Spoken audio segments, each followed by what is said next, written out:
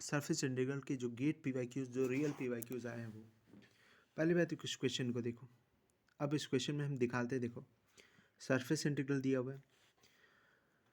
अब यहाँ गेट वाले ने गलती की, देखो डी ए दिया है वो ठीक है, क्योंकि डी ए और डी एस एक ही बात होती है, दोनों एरिया को रिप्रेजेंट करते हैं। ए दिया है वो भी ठीक है, क्योंकि ए और एस एक ही बात है। सिंपल सिंगल इंटीग्रल क्यों दिया है, इसे डबल इंटीग्रल देना चाहिए था। So this is the problem the GATE, not me. So they are trying to confuse me with the notation, but still he has provided that this is a surface integral. So हम पहले इसको अपने usual notation में लिखते हैं इस question को, जो है ये, ठीक है। हम इसको यूजुअल नोटेशन में लिखा, और डी एस कैप को भी हम लिख सकते हैं N cap D S. So भी देखो डॉट प्रोडक्ट है बीच में, डॉट प्रोडक्ट मतलब गॉस डाइवर्जेंस यूज होने वाला है, तो divergence of F D V. So divergence of F होता क्या है 14, तो ट्रिपल इंटीग्रेशन 14 डी वी, 14 बाहर, triple integration D V. Surface दिया हुआ क्यूब, क्योंकि क्यूब दिया हुआ है तो क्यूब का वॉल्यूम क्या होता है 1, क्योंकि यहाँ यूनिट वो दिया हुआ है, इसलिए इसका आंसर 14 है। अब एक और गेट क्वेश्चन देखते हैं, ये देखो 3.32। अब इसमें क्या बात है, देखो उसने बोला है कि सरफेस इंटीग्रल निकालना है। देखो क्वेश्चन में दिया है डबल इंटीग्रेशन एस भी दिया है, डी एस भी दिया है। अब देखो उन्होंने नोटेशन में फिर गलती की है। पहले नोटेशन में देखो क्या लिखा है, एन कैप डॉट जो भी है into D S. N cap इनको बाद में लिखना चाहिए था, तो ये होना चाहिए था ये उल्टा triangle phi dot N cap D S, ठीक है। अब उल्टा ट्राइंगल इंटू फाई रिप्रेजेंट क्या करता है, हम जानते हैं कि जो मतलब, क्योंकि ये गॉस डाइवर्जेंस से सॉल्व होने वाला, तो हम जानते हैं डाइवर्जेंस सिर्फ वेक्टर का निकाला जा सकता है। पर यहाँ देखो फाई क्या दिया होगा, इस फाई वेक्टर नहीं, पर ग्रेडियंट ऑफ फाई जो होगा वो वेक्टर होगा। पहले ग्रेडियंट ऑफ फाई निकालो, ग्रेडियंट ऑफ फाई निकालो, उसके बाद तो सेम ही हो जाता है। देखो रुको, ये देखो ये आता है gradient of phi into N cap D S. अब पहली बात तो ये गॉस डाइवर्जेंस सॉल्व होने वाला है, इसको ऐसा लिख सकते हैं, ये एफ वेक्टर हो गया, इसको ऐसा लिख सकते हैं, ये आता है 3 डी वी। अब डी सरफेस दिया क्या हुआ है, सरफेस क्या है दिया हुआ है स्पीयर। स्पीयर कहाँ दिया हुआ है, देखो स्पीयर ऑफ यूनिट रेडियस, तो volume of sphere 4/3 pi R cube, तो 4 पाई इसका आंसर आता है। See this GATE question 3.30। A vector field is defined as, ये पूरी वेक्टर फील्ड दी हुआ है आई जे के एप में। पहली बार सरफेस इंटीग्रल निकालना है, जब क्वेश्चन को अप्रोच करो तब क्या देखना है, पहले देखो वेक्टर फील्ड दी हुई, यस। लाइन इंटीग्रल निकालना है कि सरफेस इंटीग्रल, देखो क्वेश्चन में सरफेस इंटीग्रल देगा या फिर जो मैंने नोटेशन बताया वो देगा। देखो यहाँ पर डी एस भी दिया हुआ है, तो बिल्कुल लाइन इंटीग्रल नहीं हो सकता है। और देखो एफ डॉट दिया हुआ है, तो ये गॉस डाइवर्जेंस से सॉल्व होने वाला है। इवेलेटेड ओवर द इनर आउटर्स, मतलब ये तो सरफेस की डेफिनेशन दी है, सरफेस कैसा है, सरफेस को पहले छोड़ो, पहले ये निकालो, पहले ये इसको गॉस डाइवर्जेंस में कन्वर्ट करो पहले। जब इसको गॉस डाइवर्जेंस में कन्वर्ट करेंगे तो फिर हम डाइवर्जेंस ऑफ इसका निकालना पड़ेगा। जब इसका डाइवर्जेंस निकालते तो वो आता है 0 सॉल्व करने के बाद पूरा। तो डाइवर्जेंस ऑफ 0 मतलब triple integral divergence of F D V, तो 0 डी वी का ट्रिपल इंटीग्रेशन तो 0, इसलिए इसका आंसर 0 है। अब 3.28 question, this is the 3.28 question. And पहली बात इसमें वेक्टर दिया हुआ ठीक है, बाकी सब छोड़ो, ये एन कैप की डेफिनेशन दी हुई कोई काम की नहीं। ये सरफेस दिया हुआ है हेमिस्फीयर, देखो अब सरफेस का पहले काम नहीं होता, पहले काम दूसरे का होता है।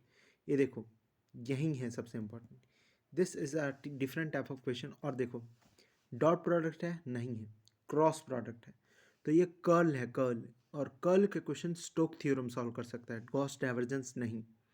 देखो गॉस डाइवर्जेंस में ही डाइवर्जेंस आ रहा है, stock theorem curl, surface integral के कर्ल के सवाल सॉल्व करेगा, और कैसे करेगा ये भी बताता हूँ मैं तुझे। ये देखो इसी के लिए स्टोक थ्योरम बना है, ठीक है, इसी के लिए स्टोक थ्योरम बना। तो स्टोक थ्योरम जो है वो 3 to 1 है। 3 to 1 में हम जानते हैं घूम फिर कर वापस लाइन इंटीग्रल की तरफ आ जाना, बहुत ऊपर चढ़ रहा था, धीरे धीरे सीधा लाइन इंटीग्रल की तरफ ले जाना। सरफेस इंटीग्रल को कर्ल और सरफेस इंटीग्रल को सीधा लाइन इंटीग्रल में कन्वर्ट कर देता है। वेक्टर अपना था यू के यू तो you bar dot D R क्या पोजिशन वेक्टर, वो तो ठीक है, क्या होता है डी एक्स आई कैप प्लस डी वाई जे कैप प्लस डी जेड के कैप।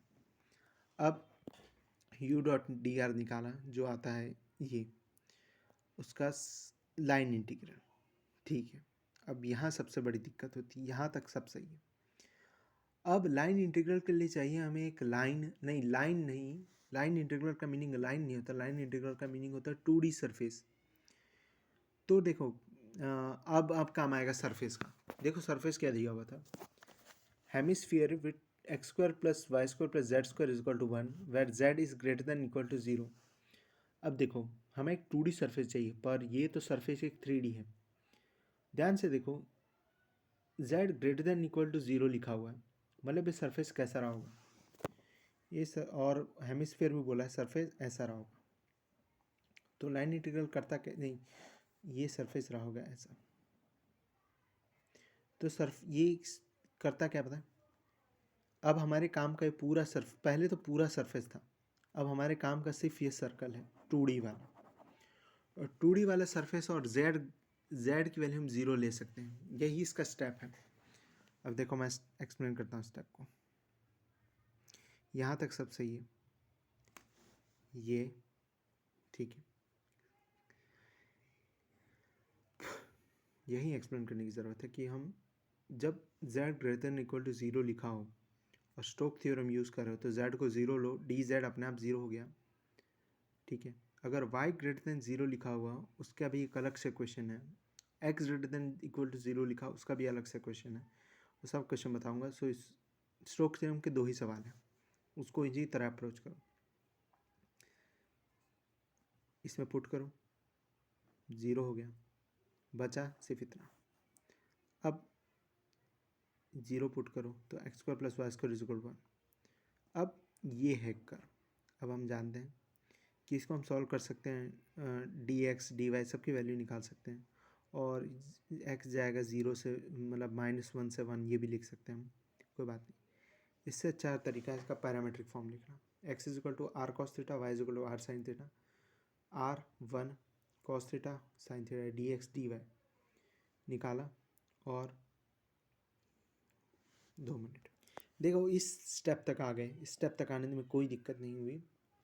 1/3 को कॉमन निकाला। अब x और y को थीटा में कन्वर्ट किया, थीटा 0 से 2 पाई जाएगा, क्यों?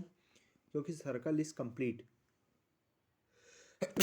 अगर सर्कल इज कंप्लीट तो थीटा 0 से 2 पाई जाएगा, तो इंटीग्रेट करो 0 से 2 पाई, आंसर निकालो।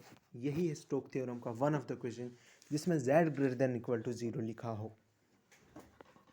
अब एक और क्वेश्चन सरफेस इंटीग्रल का, पर यहाँ कोई दिक्कत नहीं आने वाली, क्यों?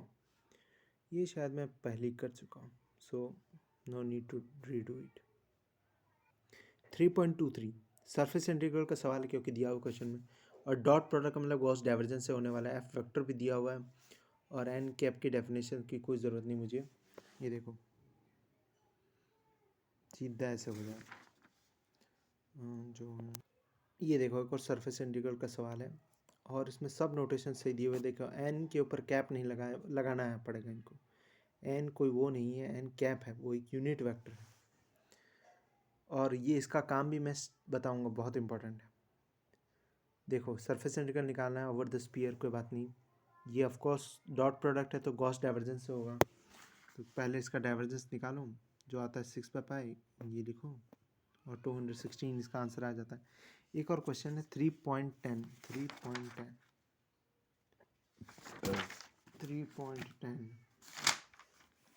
ये देखो 3.10 में क्या दिक्कत है, सरफेस इंटीग्रल का सवाल है, कैसे क्वेश्चन में दिया हुआ है, एफ वेक्टर दिया हुआ है, देखो नोटेशन में मैंने गलती की है, यहाँ पहली बात F dot N cap D S आना चाहिए थी, यहाँ भी एस लिखा हुआ तो यहाँ डी एस आना चाहिए था, वैसे भी एरिया और सरफेस एक ही होते हैं।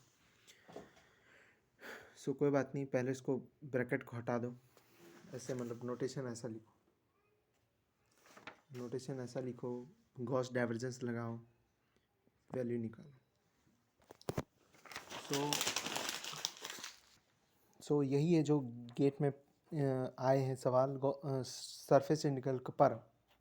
अभी एक सरफेस इंटीग्रल का बहुत इंपॉर्टेंट सवाल बाकी जो है स्टोक थ्योरम से जो आया है। Thank you.